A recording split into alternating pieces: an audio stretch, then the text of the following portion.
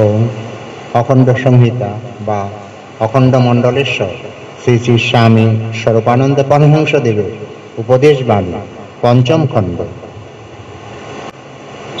নামের সেবকই যথার্থ বীর। শেষে বাউনি বললেন, জগন্ময় তোমরা বীর খুঁজে বেড়াচ্ছ তো? নামের সেবা যে একনিষ্ঠ পর্যন্ত করতে পারে জগতে, সেই হচ্ছে পয়লা নম্বরের বীর। মান যশ লোভ নাহি করে, ডুবে থাকে নাম রসে, প্রলোভন দেখি নাহি ডরে, রাখে সে জগৎ বসে।